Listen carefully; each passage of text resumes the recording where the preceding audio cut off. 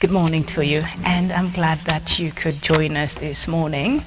Here are the latest headlines from across the continent of Africa. We start with the newspapers from Kenya. The Daily Nation. Storm over constituency boundaries. Review of borders has stalled because of a dysfunctional electoral commission, a dispute over a secret crucial document, and supremacy wars between rival political formations. You'll find that story on page 4. Cheaper food on the way as state allows duty-free imports, and DCI rules out sniper bullet was from pistol. DCI says of NHIF workers shooting. That story is on page 3. Protest of a plan to abolish allowances, salaries, and remuneration commission has invited public comments on its proposal to abolish the non-practicing allowance in public service. Whose body did Laikipia family bury if their kin is still lying at a morgue? The story is on page 12. And then state jobs, Raila accuses Ruto of tribalism. You'll find that on page 5. The Star newspaper. Uhuru faction calls NDC to sack rebels. Kioni calls on top party organ in a fight-back plan to counter Jubilee takeover by Ruto allied team. The story is on page 4 and 5. Ruto tough balancing act in CAS jobs, and women MPs to wear locally designed clothes to boost SMEs. I guess that's a good move there, made in Kenya. I don't know how long they will sustain this campaign, but I think it's really nice that they're doing this. You saw President Uhuru Kenyatta there used to, I don't know if it was just a campaign, but you know, the shirts that he used to wear that really had so many people, including my dad, wanting those shirts. So I guess our leaders have some level of influence, and I think this is a good way of supporting our local industry. So kudos to them. Now, from streets of Nakuru to Medic, who mentors other street boys. That story is on page 2. SRC moves to abolish non-practice allowance for medics and judges. That is on page 7. And then we look at the Standard newspaper. Revealed secrets of Dusit terror raid. Investigators have revealed to the High Court sitting in Nairobi the movements, communication, and the faces behind the heinous attack on a Nairobi hotel in January 2019 after combing through Facebook 177 SIM cards, M-Pesa transactions, calls, and texts. That story is on page 8. Heartbreak that awaits CAS hopefuls. The next few weeks will see a lot of gnashing of teeth as President Ruto names chief administrative secretaries whose laws are too few for the big numbers of the hopefuls. That story is on page 4. And Sabina, why Jubilee Party is in problems. Nominated the MP Sabina Chege says former President Uhuru's abandonment of duty both as Azimio Coalition Council Chair and Jubilee leader is driving her party into political irrelevance. I guess if she wants to decamp, she could just do that without giving excuses. If anything, President Uhuru Kenyatta is involved in very important, serious matters in this continent, that is to mediate and bring peace. I don't know if he has time for that, and also time for, the party politics here, but anyway, that is there. Agony of head teachers rejected at a new school. That story is on page 12. Now let's take a look at other newspapers from across the continent and others from outside, and we start with the Daily Trust. That is from Nigeria, I believe. INEC gets cash for elections, and Atiku leads in Nigeria's largest poll ever. 3.1 million people are sampled. Okay, that's interesting. That is Atiku Abubakar. The Punch newspaper, Naira crisis, cash-strapped Nigerians bank on Supreme Court as hearing resumes today. Governors demand Malami, Emefiele's sanction for contempt of court. Banks extend old 1,000 Naira, 500 Naira notes collection and mop up to April 10th. Panic in black market as dollar Naira rate fluctuates sharply. And police Omoketum nab suspects with fake new notes. I tell you, That's amazing there in Nigeria. And I'll work for Nigeria as Buhari worked for me. That is what Tinubu is saying. So he's saying Buhari worked for him. He is right. Buhari worked for him, because for the larger Nigerians, they feel Buhari did not work for them. So apparently he was working for a section of Nigerians there. So Tinubu is saying President Buhari worked for him. He is the flag bearer of APC. That is the ruling party right now under President Muhammadu Buhari. So anyway. Okay, so the Nation also from Nigeria. Colorful roadshow draws curtain on Tinubu's campaign. Naira crisis. States file contempt action against Malami and Emefiele. And then what else do we have there? This is what Buhari said. I congratulate the next president. Crowds cheer APC candidate riding an open vehicle from airport through Oshodi, Moshiri, and to the stadium that he was going to have his campaigns yesterday. And then the daily news from Zimbabwe. Zim readies for election rumble. Zimbabwe is meant to be going to for its elections in 5 months' time, I believe. And so we also have election fever over there. A news day from Zimbabwe as well. Secrecy dents ZEC report. That is the Zimbabwe Electoral Commission. And the Herald from Zimbabwe. Border security tightened to snuff out drugs. The Daily Monitor from Uganda. New health law bites. And with eyes on cash, government now reboots mining. And Severe votes new MP tomorrow. Not Severe, but Serere votes new MP tomorrow. Sorry, I misread that. The Citizen from Tanzania. Third person cured of HIV.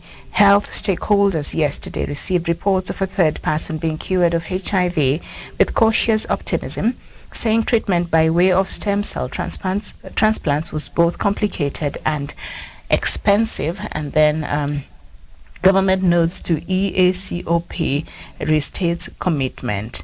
And then adopt tough laws against trade barriers, EALA challenged. The New Times, this is from Rwanda. And a probe launched into collapsing maize shelters. There is a team assessing the status of all drying shelters. The story is on page 3. And RDF, international counterparts, treat over 750 people. RDF, that is the Rwandan Defense Forces, treat over 750 people. Hot weather to continue until end of February. Meteo, that is according to the Meteorological Department in Rwanda. All right. Okay. So that is what we have on those newspapers. So let's look at some from across the other side. From the UK, the Daily Mail. Your lust for land and power will fail. Okay, ahead of the first anniversary of invasion, Biden's emphatic message to Russian tyrant. And Daily Express, rationing of fruit and vegetable to last weeks. They're rationing fruits and vegetables there in the UK. Or what's going on? So that is meant to, like when you go to a supermarket, you're not allowed to purchase a certain amount, or you're limited. I guess that is what we are being told here. And Biden, brutality will never grind down the wheel of the free. So that is still there on the Daily Express. Newspaper, resign if you want to. Sunak tells ministers as he calls Tory rebels bluff on Brexit deal. And then the Daily Telegraph, public sector to be offered 3.5% raise. I guess that is quite some good news there. The Guardian, as well from the UK, nurses pause strike action to enter intensive pay talks. And then salad items rationed as shortages hit stores. That is something else. Now, US and its allies have Ukraine's back, Biden pledges.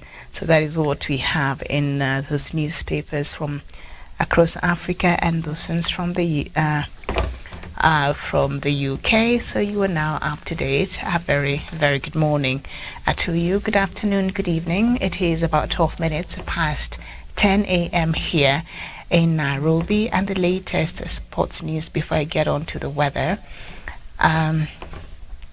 The Tour de Rwanda, considered the most significant cycling race in Africa, has started its 2023 edition and will take place in different parts of the country until February the 26th. Ethan Vernon, a British cyclist riding for Surdal Quick Step, won the second stage of the Tour de Rwanda 2023, which went from Kigali to Kisagara. This victory marked his second consecutive win, and he completed the 132.9 kilometer stage in 3 hours at 21 minutes and 30 seconds. He also won the red jersey for winning that stage. During the race, which was a short and intense day, Vernon outsprinted his competitors, including Henok Malubabon from Eritrea and Jeroen Majors from Tenenagno Polygon to cross the finish line first. Although the day had seen challenging climbs in the first hour of racing, the profile became gentler for the rest of the day, except for a small hilltop of 1 kilometer at 7.3% incline, which proved to be a challenge for the sprinters. Vernon will wear the yellow jersey as the overall leader again during the third stage of the race, which will take place from Huye to Musanze on it did. While Vernon was successful, it was a disappointing day for the local Rwanda riders who failed to finish in the top 10. So we were having the Tour de France happen there in Rwanda. It's quite interesting because we're used to Tour de France. So this is Tour de Rwanda. Did I just say Tour de France? No, it is Tour de Rwanda happening there. So it is, if you're interested in cycling, so that is a good thing. Now we need to see these Formula Ones also come to Africa. A few of them, especially in the northern part of Africa, those countries, I think they do have the infrastructure for that, because we keep importing this sport, so we also need that to come here, the continent. And let's look at how the papers from Kenya have covered sports this morning. Grealish impact growing at Man City ahead of Leipzig. I know we say Leipzig, but in German you say Leipzig. G is I-S-H. That's how you pronounce it. Why Reds owner isn't selling the club? Liverpool.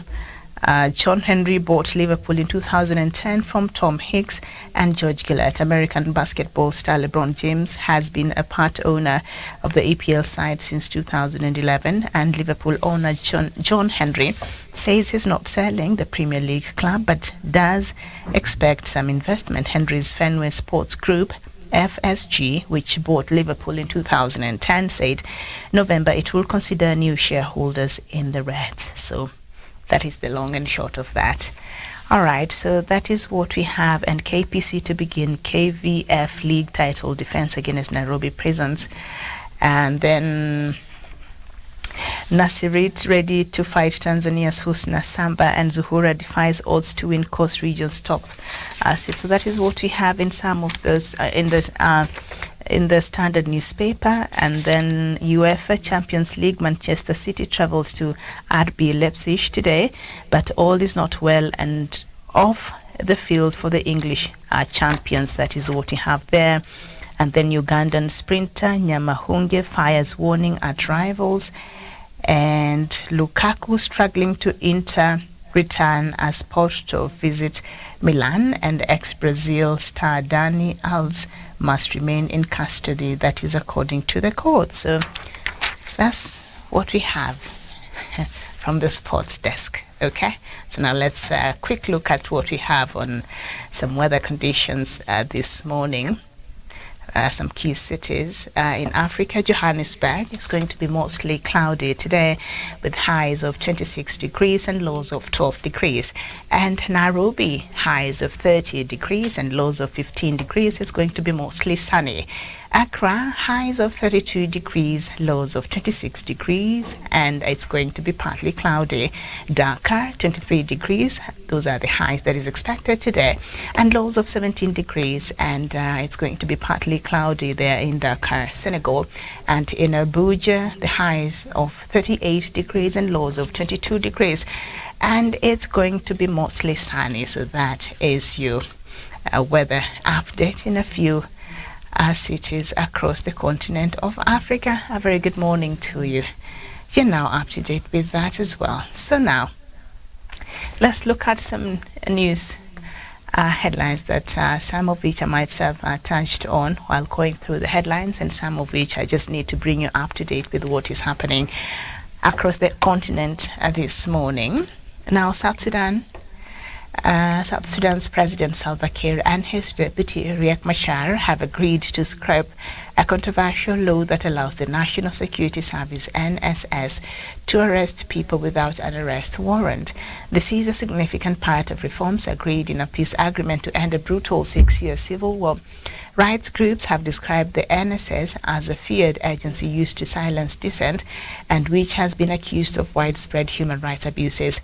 The peace deal was signed by Mr. Kiir and Mr. Machar in September 2018, but it took another 17 months for the two to agree to form a unity government. Now the pair say a 3-year transitional period has been completed and they are moving into a new phase that will see elections in December next year and a formal transition of power by February 2025.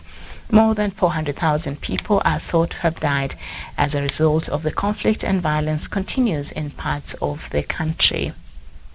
Okay, so I think this is some good progress here, but I just wonder how the National Security Service or services have been operating all this time with its kind of procedures. I think it's just a standard procedure that there are some, you can't go, there are things you can't do. You can't just arrest people without, certain people without an arrest warrant, or you can't search without a search warrant. I think you would expect that these standard procedures of operations across the world, unless in very specific cases. So I guess these kinds of reforms are laudable in South Sudan, and with South Sudan, any small gain they make, I think we just need to encourage them, because we need them to get their acts together, basically.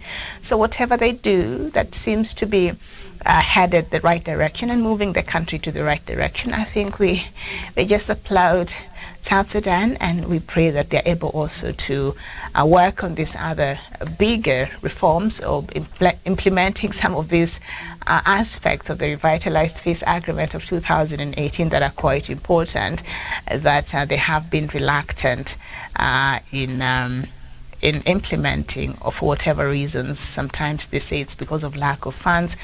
And I think there is a general consensus, if you have been following what is happening in Sudan, that there, as much as they have challenges with funds, and to some large extent that it could be one of the reasons, but also there is a lack of political goodwill to implement this. So that also, I think, is the biggest challenge to this. So I hope they work on that, and they work on their priorities, and they keep doing the right thing there. So I applaud this kind of progress. It is important. Now, President Salva Kiir, let's keep working. So I see that you've all agreed, you are on consensus about having an election December next year. I'm crossing my fingers for obvious reasons, and I want to be cautiously optimistic about this, because we don't know if by the time we get to the end of this year, you would have changed your mind about having elections next year. And so we'll just wait and see if at all you are actually committed and you're working on setting the ground for actually elections to happen, and that you'll be able to do what is required between now and then for the elections to be possible, and that is even having maybe a consensus, registering South Sudanese as voters, and creating an environment that is conducive to conduct an election, in terms of making sure that the forces and the security apparatus in South Sudan actually are able to protect the people during the preparation and during the elections and things like that, and the issues of the sporadic attacks and communal violence that we are seeing being experienced in some parts of South Sudan have been able to address adequately, so that the people can even feel safe enough to want to engage in this process. President Salva Kiir, so you still have time. Look here, you start now. We don't want you to get to at the end, towards the end of this year or next year, and that's when you come out and tell us, we have so much to do and in readiness and in preparation for this election, but because of this limited time we have, so that means we can't have it. So now what we've decided is we are just going to push this election forward. I have a feeling, and I pray that I'm wrong, but I do have a feeling based on the past. I'm basing my skepticism from the past experience with some of the decisions they've been able to make in the past. So that's why I said I'm cautiously optimistic. In South Sudan, you can't be, otherwise you will be disappointed, because I know a lot of South Sudanese have been disappointed who perhaps are looking forward to this transition period to be over so that the country can really implement some of these things that are really crucial and that will help in stabilizing South Sudan. But every now and then there's always an excuse, there's always a reason, there's always this and that.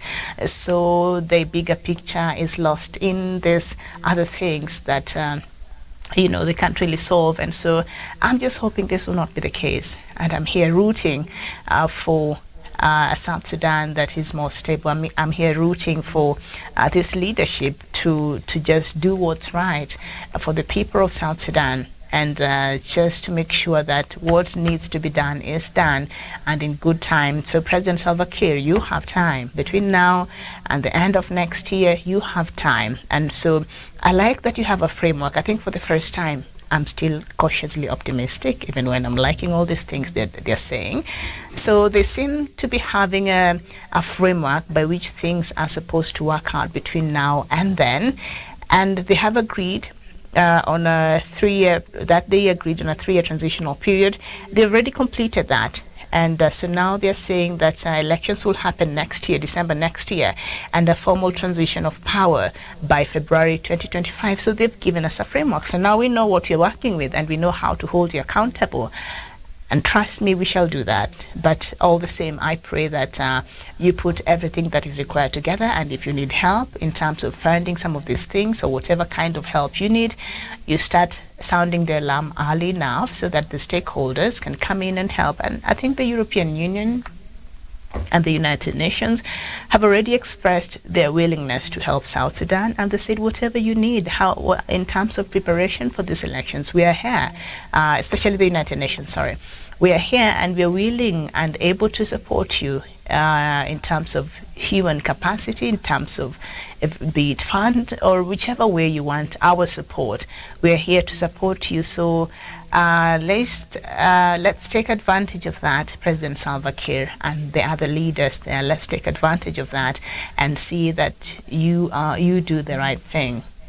You can't keep holding a country at ransom all these years because you don't want to move forward. You want to maintain the status quo. I'm not accusing President Salva Kiir, but the entire leadership of South Sudan, because that is what has been happening. That has been happening. The disagreements that they've been having has largely had nothing to do with the betterment of the people of South Sudan.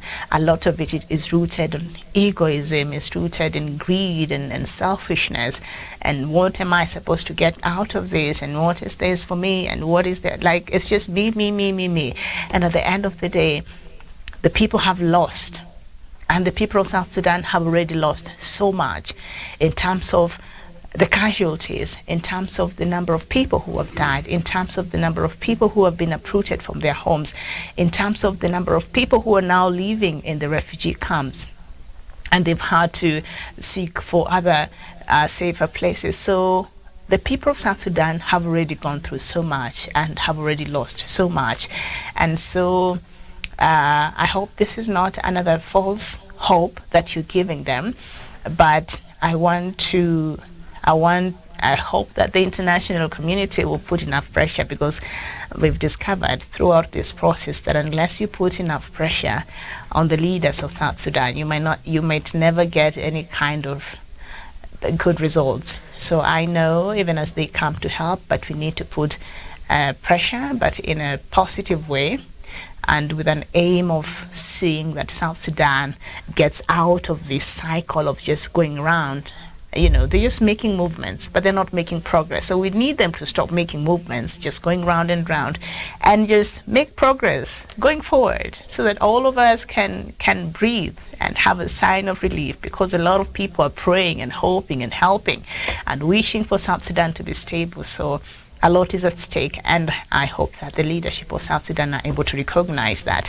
But I'm happy with this roadmap that they have given. So now we know how to talk about it and how to check and see how they're doing in terms of keeping up with what is required and what is necessary, even as the country works towards a proper transition. Okay, all right. South Sudan is very close to my heart. So anyway. Now, at least 15 soldiers are reported to have been killed, and more are missing after another attack in the north of Burkina Faso. Now, earlier, the head of the military government, Captain Ibrahim Traoré, promised to defeat the Islamist insurgency after the loss of more than 50 soldiers. So while Captain Traoré was sitting and saying and vowing, to go and fight this insurgency, insurgents rather, and this Islamist, because I told you here yesterday and the other day, over the weekend, over 50 Burkina Faso soldiers were killed. So while he was making these statements, these killers dared him again by killing another 15 soldiers before even, they could take care of the other 50 plus who had died. They made another kill. And earlier, the head of the military government, like I've said there, had been talking about defeating this Islamist insurgency. The latest clash came late on Monday in the town of Tin Akov, where Burkinabe detachment was ambushed by militants. Some civilians are also reported to have been killed since the Islamist insurgency between 2015. Almost 2 million people have been displaced by the conflict. So things seems to be getting worse in Burkina Faso. We can see that since they stopped working with France's soldiers there. If you've been following, you will see there has been an increase of attacks, and especially targeted towards the army. I don't know what kind of message these Islamist groups are trying to send, but I think it's very loud and clear. And this is the reason why they removed President Christian Kabore, because he was unable to sufficiently address the issue of security in Burkina Faso. So Captain Traoré, what is the problem now? The army is in control. The army has the intelligence. You have also the help of the Russian mercenaries. So why are you unable to do a good job? Why are you unable to sufficiently address the issue of this extremism? The cooperation that these countries had, the Sahel region that Burkina Faso is no longer part of, and Mali, was quite helpful in forming buffers and just strengthening their capacities. Was quite helpful. The cooperation that they had, I granted, France had put this together, and after they fell out, so there was a vacuum that is left, and now we can clearly see this vacuum. And perhaps as much as we'd like to sit here and criticize France and criticize its relations to these countries, but you would agree to some large extent its presence there and these other foreign forces was helping in the fight against jihadists, because this has become a fight that a single country cannot win by itself. It needs a concerted effort. It needs a leveled up intelligence. It needs complex weapons and all that, so that we are, countries are able to fight. So cooperation is very crucial, and you want to have a cooperation with countries that can really are there to help you.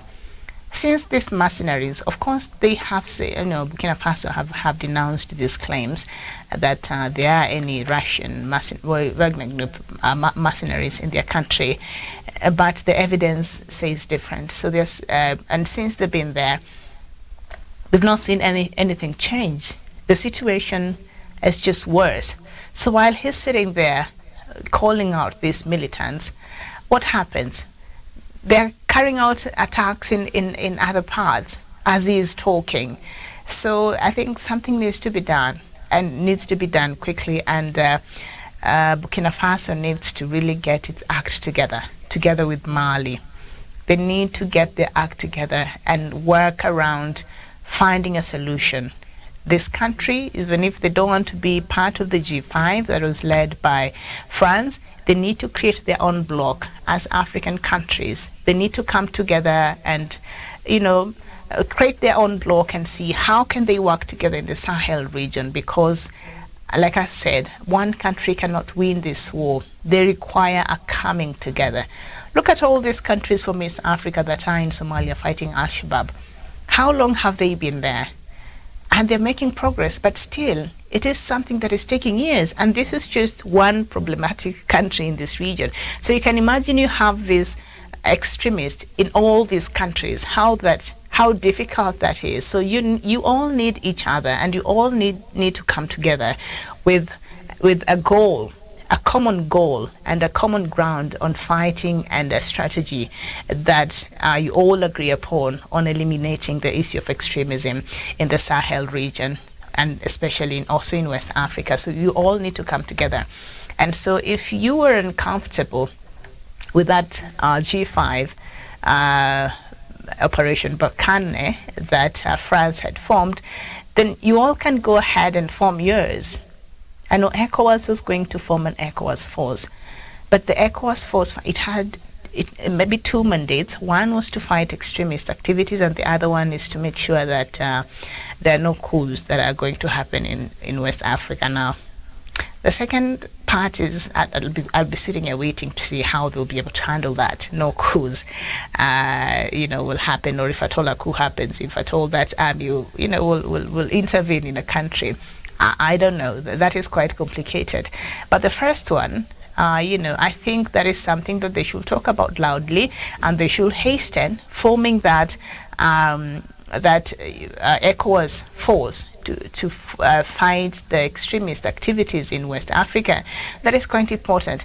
But now when I think about it, these countries, some of them will not even benefit because they've been suspended from ECOWAS because of the coups they carried out. So even if ECOWAS formed that force, Burkina Faso will not benefit. Burkina Faso will not benefit. These other countries, they will not benefit because they've been suspended. So anyway, so those are the disadvantages when you decide to just do your things in disregard of the standing laws and regulations and how to operate and be part of some of these blocs. But it's quite something. So the jihadist activities continue there in Burkina Faso. Now this I think I'll skip the dear Rwanda commanders who are facing sanctions. I think I'll leave that alone because it could form part of the conversation Dr. Matsanga will be having at 11. So I'll just skip that.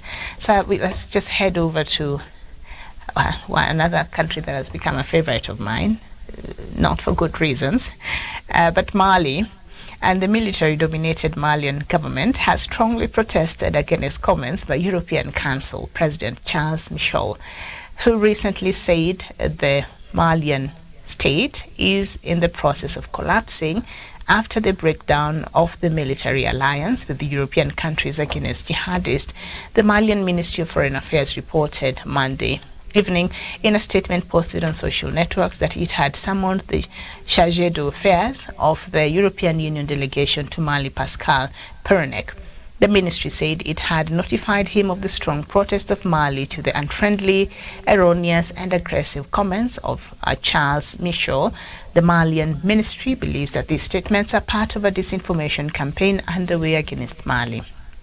Now, the ministry does not specify which statements are targeted, but two diplomats said on condition of anonymity that he was referring to an interview given last week by the president of the European Council to TV5 Monde. And the Junta, which seized power by force in 2020 and consolidated its grip with a second push in 2021, has ended anti-jihadist military cooperation with France and its European partners and turned militarily and politically to Russia. Mr. Michel's words contradicted the junta's repeated assurances that the authorities have turned the tide against jihadists since pivoting to Russia. Michel's words omit the tangible progress made by the Malian armed forces on the ground, the foreign ministry has reported. Okay, so this is what Michel said. I'll just quote him, which the Malian military junta have a problem with. He said the transitional authorities in Mali, which came out of a coup d'etat, have decided to break to a large extent with traditional partners and particularly with the European partners. And the consequence is a state that is collapsing, the terrorists occupying more and more space in the region. So basically that is what he said. And according to the junta, they're saying this is a disinformation campaign. And when you sit down and think about it, and when you understand how the international system works, and when you look at several examples of situations in the past that have also involved a lot of interest, way back, similar situations in the past where the Western powers, especially, they feel like their interest is being threatened or something like that. There's always been a strategic sort of communication that they craft and they speak and they push. Okay? They normally do that. They did that towards the end of the Soviet Union. And of course the last president of Soviet Union who gave way to the to democracy and things like that.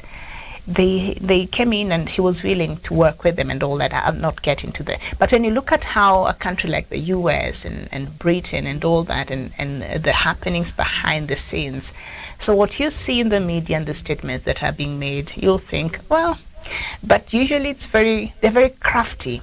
That is the word. They're very crafty. So I would understand why the Mali junta are saying this, because Western powers are very good in crafting and how they package the messaging in a way that it will not look like interference, in a way that it will not look like they are trying to advance their agenda, in a way that you'll not be very suspicious about it, but you'll sit there and think, oh my, they really do care about the people of Mali. And now, they're concerned because the country is basically collapsing according to what they're saying. And when you look at what is happening in Mali, you would agree, because things are not working out properly. I've said when I was talking about Burkina Faso moments ago. So things are not working well. And since they've left, France has left. They were asked to leave Mali, and they were asked also to leave Burkina Faso. And European Union and allies of France, and France had influenced other European countries to also send their troops in these countries, and so you can see why they would want to create this picture of how Mali can't make it without them. How Mali is in a sorry state because Mali does not have their help anymore. And perhaps Mali now should go back and, try having them back. And I cannot underscore the contribution of these forces in Mali. They've helped. France, as much as we can sit here and bash France all day, and for good reasons, but its presence there, especially at the beginning when it started sending this help, it really made a difference. But I think they overstayed, and now, and so it started just building up feelings of disquiet among the Malians. But initially, France was really welcomed there because the forces there, when these jihadists had started forming in northern Mali, was a serious problem. They had taken over towns, important towns in that region, but when the French forces initially came, drove them back, and people were able to actually have peace. So France and its forces have, at a certain period, really their efforts was much appreciated and brought a lot of, security and all that around these countries. It's only that France does not understand when to leave. That is the problem. They don't know that you can't overstay your visit. You can't come and help, and now I want to wake up in the morning and find you still walking around when, you've already solved whatever it is I needed for you to solve. Now you want to stay here and do what? So France overstayed its visit after the first, after the first invite. The first time they were invited by the president of that country. So it's.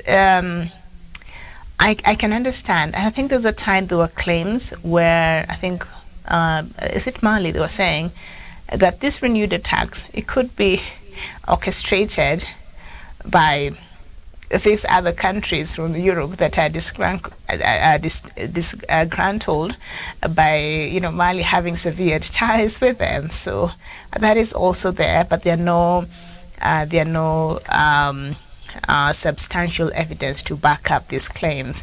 But I can understand this disinformation campaign that Mali is accusing the European Union head of engaging in. But also what he's saying is not really far from the truth. What Michel is saying is not really far from the truth, because Mali has been having it rough. And the mercenaries from Russia who were supposed to come and help them in fixing the security, because they said, France, you've not been helping us. So leave and make way and room for Russia mercenaries to come and help us. So since they've been here, nothing much has been done. There's nothing to write home about. And so, yes, you don't know. It's not a win-win for any of them. So Mali also, I think, has to rethink about what it's doing. Mali and Burkina Faso both, and see if they really craft a strategy and a way that they actually are able to fight this. This jihadist is no joke, and they need each other, as I have already mentioned there, in that region. Okay. Now, there's a news that I brought you, was it yesterday? Hold on. On Congo, some opposition candidates in the Democratic Republic of Congo have raised the alarm over delays and alleged irregularities in a voter registration drive that they say is being conducted to their disadvantage ahead of a general election in December. Now, over 15 million Congolese voters are meant to be registered by March 17th, that is next month. But the Cheni Election Commission on Friday said unspecified numbers of centers in the first registration zone of 10 provinces, that includes the capital Kinshasa, had missed an interim deadline that had already been extended by 25 days. An internal Cheni document seen by Reuters showed that 799 of the first zone's 9,200 registration centers were closed or not operational as of February. During that registration time, about 779 voting centers or registration centers were not opened and did not register people, and only 52% of focus voters were registered during that registration period. Now, alleged irregularities, including voting machines and delays, opening some polling stations, marred the last presidential elections in 2018, and we can all remember that, which Martin Fayulu still claims he won by a landslide. Him and fellow candidate Moise Katumbi told Reuters that they believed that Cheni was prioritizing registering voters in areas loyal to President Felix Tshisekedi, like his home region of Kasai. Now, when you look at the insecurity already and the challenges that Congo, the DRC, has to deal with right now, first of all, I don't know if the country will be ready to have an election in December. I don't know if the current conflict would have subsided then. We're still early in the year, so perhaps there are some hopes. I don't know if by December the 10th we'll be having these elections, if the conditions will be suitable for a free, fair, and even just the safety of the people there. I don't know if it will be guaranteed for a proper election to take place. But Congo have stuck out and they've said they're going to have the elections anyway. But now these claims that are being brought about, and Congo has had a series of electoral violence before. So that's why this also should worry, apart from other things and the conflict that is existing. These claims now is potentially can send that country to off the rails, because they do have a potential to add more chaos to an already very volatile country and situation, very sensitive in terms of that. So we don't want any other problems being added on top of what is there that is, the rest of everybody else is trying to figure out how to solve. Because if these claims are true, Moise Katumbi and Martin Fayulu, they're saying that during the voter registration period, there are a good number of registration centers that were not operational during the voter registration time. And they're saying these centers were mostly located in the opposition stronghold. But where President Felix Tshisekedi has a majority or enjoys a huge number of support, apparently Cheney made sure that these areas had, all the voting centers were open and voters are able to register there. So if you're ready, based on the history of the electoral violence, and then things like this are already coming out, and there are people even in the last election, there are a huge number of Congolese who could not vote during that time, but that had largely to do with insecurity as well. So if these allegations are not responded to and are not addressed effectively, then we are seeing DRC being set up to a path of electoral violence, which will not be new in this country. I've said before, leading up to the 2018 elections, electoral violence was experienced in some parts, and the elections before that, and also before that. And so DRC is susceptible to electoral violence. So I'd like to believe that perhaps it learned from the other election. I'm just sitting here being idealistic. But from if at all these reports we are reading are true, then there is a real cause for worry.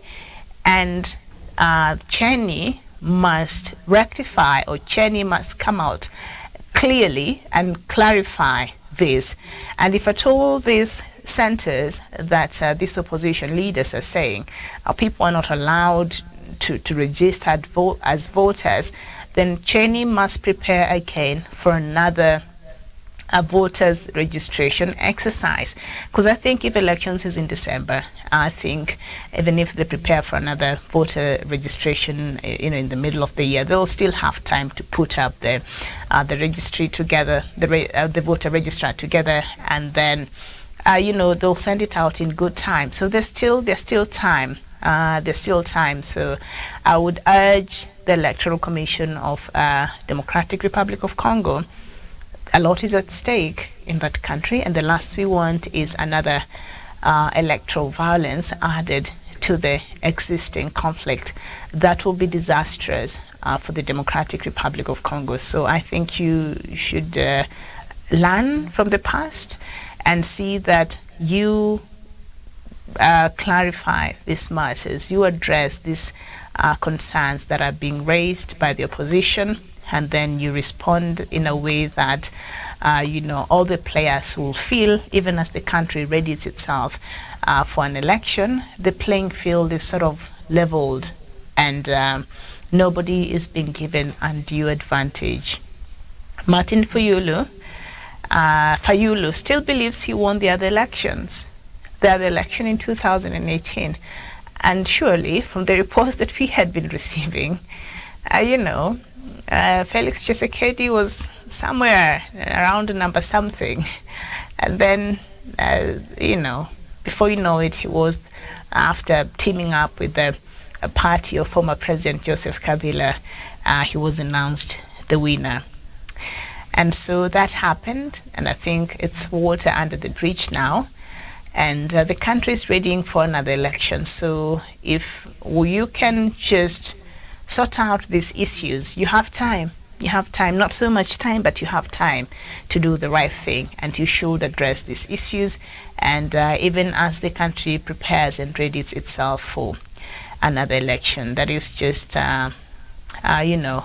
my concern on that. Quickly, I have a few minutes remaining. Cameroon's military says it has killed scores of armed separatists in clashes this month, and at least 15 have surrendered.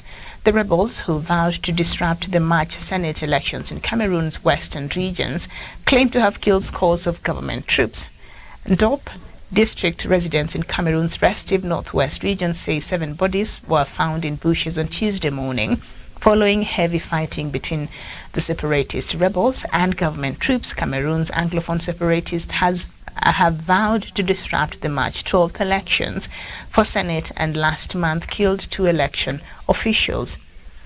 And Cameroon's government said at least 15 rebel fighters were killed in ongoing clashes this month around Dope, while the military said it killed at least 30 rebels in other northwestern towns. Cameroon's highest-ranking official in the area, Anderson Goteng Conge, said military raids on Monday night targeted at least 5 separatist camps. Capo Daniel, a spokesperson and self-proclaimed deputy defense chief for one rebel group, the Ambazonian Defense Forces, said separatist and government troops sustained casualties in this month's clashes. Cameroon's military acknowledged it took casualties in the fighting, but could not give any figures and has not responded to requests for comment. Despite the threats and ongoing clashes, Cameroon officials say election preparations will continue. The military said about 15 rebels surrendered, and they were headed to Cameroon Center for Disarmament, Demobilization and Reintegration, also known as the TDR. So Cameroon also continues with its challenges there as far as security is concerned.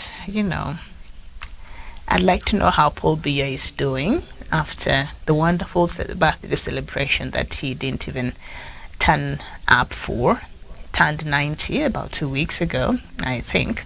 No, over a week ago, maybe a week and a half thereabout.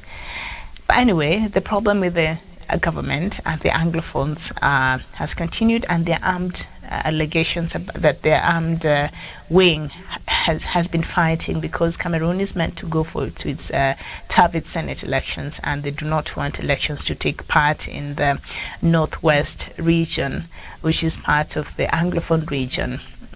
So they don't want elections to take part there, and the government is fighting that as well. So that led to some casualties. This is a conflict that is ongoing, and I think the rest of the world has forgotten about it. And I don't know if there will ever come a day where we'll find a solution for this conflict. Maybe in the next government, maybe, I don't know, but that is there, and that is what happened yesterday. I want to thank you so much for your time this morning. Hope to see you here at 3 p.m. with just pay a close attention to what is happening in Nigeria as the country readies itself for an election, and I'll just bring us the latest from that country. Thank you so much. My name is Miriam Ogutu. Enjoy the rest of your day. Bye-bye.